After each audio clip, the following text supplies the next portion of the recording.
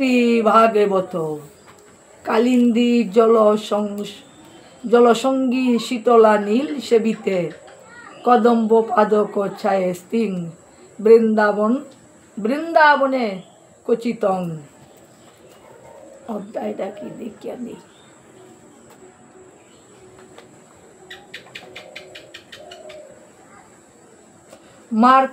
মার্কণ্ডের বললাম মার্কণ্ডের বরলাম মার্কণ্ডের বললাম।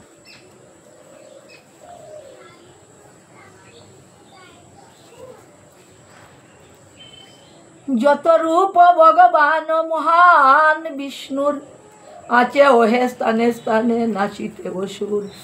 ক্রমে ক্রমে সেই যুগী একান্ত হইয়া অগ করিবে তাদের ধ্যান মনেতে মুহিয়া। এ ধ্যানেতে নারায়ণ বড় তুষ্ট হন, মুখ্য পদ দানে হরি সদা ব্যস্তরণ। তথায় তাহারে মুখ্য পদ দেন হরি, নিশ্চয় বচন এই যেন যত্ন করি। অতঃপর যোগী বড় স্থির চিত্ত হইয়া করিবে ধ্যান দেও বস্তুতে বসিয়া। ক্রমেতে যখন জ্ঞাত জ্ঞাদি উপাধি বিনিষ্ট হইয়া তারে যাবে তপস্যাধি।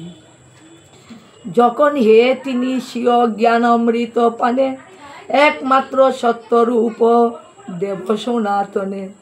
পরব্রহ্ম ভিন্ন আর কিছু না দেখিবে, তখন এই সে যুগীর সমাধি হইবে। ওম তৎসৎ।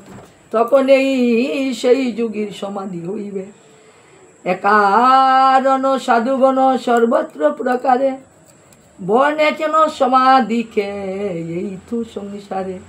সকল উপাধি মুক্ত স্থির চিত্ত হয়ে আনন্দেতে পরিপূর্ণ প্রসন্ন হৃদয়। এই সমাধির হয় লক্ষণ কতন, জানিবে ক মুনিগণ সদা সর্বক্ষণ।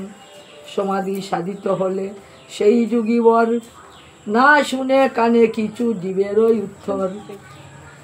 নয়নে এতে কোনো বস্তু না দেখেন তিনি,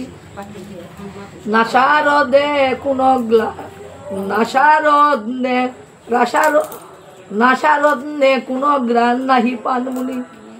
বাক্যের রহিত সেই কালে মুনিগণ তাহার হইয়া জানো সর্বক্ষণ।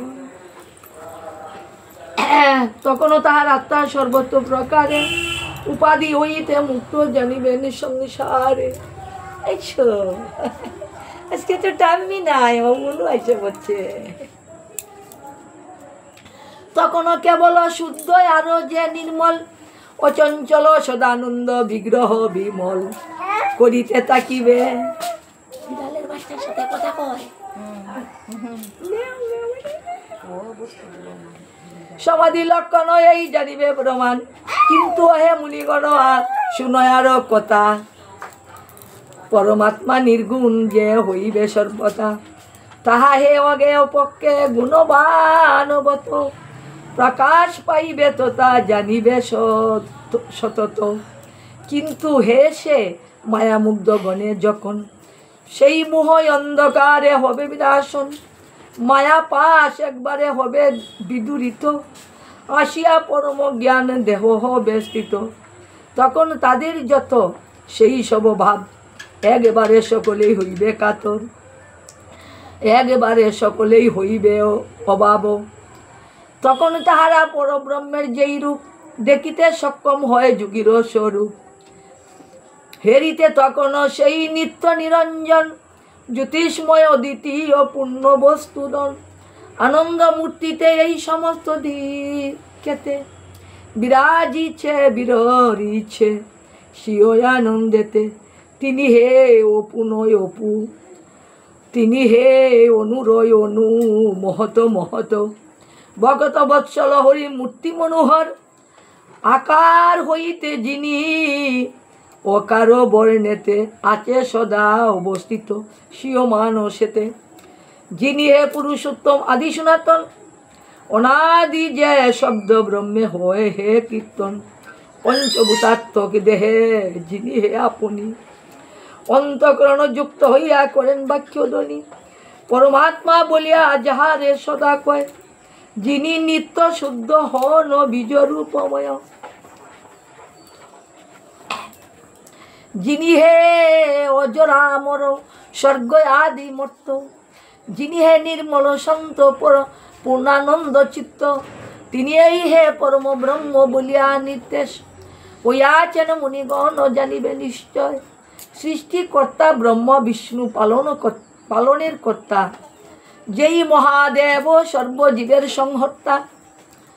সংহর্তা, যার অযুত অংশের এক অংশ এরা, তাকেই পরব্রহ্ম বলি কহে পণ্ডিতেরা। সুত বলে তদন্তর সোনমণিগণ, কহিয়া আমি ধ্যানের হে অপর কথন, ইহারাই সংসারী সব মানব পক্ষেতে, সুধার অধিক হয়ে যেন সকলেতে, মুমুক্ষ যতে কজন প্রণব সংস্থিত, পরময় আনন্দময় সর্বজনহিত, সেই হে পবিত্রময় দেবনারায়ণে, করিবে এক সত্য ধ্যান সদানন্দ মনে। বলি শুনো মুনিগণ প্রণবের কথা, যে শুনিবে সেই লভিবে অতি পবিত্রতা, ইহার যে অন্তগত অকার যে হয়, পরব্রহ্ম রূপ বলি জানিবে নিশ্চয়। অকার যে বিষ্ণু রূপ, মকারে তে রুদ্র, মাত্রাত্রয়ে ব্রহ্মা বিষ্ণু আরোহণ রুদ্র, পরব্রহ্ম বলি বাচ্য হয় সংসারেতে, পরব্রহ্ম বাচ্য কিন্তু বাচক প্রণব, সেই প্রণব নিতাই গৌর হরি বল। দিদি বর্ষকাই দিকে মাত্রাত্রয়ে রাধেশ্যাম নিতাই গৌর হরি বল। মায়া পাশ একেবারে হবে বিরুদিত বিদূরিত, আসিয়া পরম জ্ঞান দেহে হবে স্থিত, তখন তাদের যত সেই সর্বভাব একেবারে সকলেই হইবে ভাব, তখন তারা পরব্রহ্মের যেই রূপ দেখিতে সক্ষম হয় যুগীর স্বরূপ, অগহেরিতে তখন সেই নিত্য নিরঞ্জন।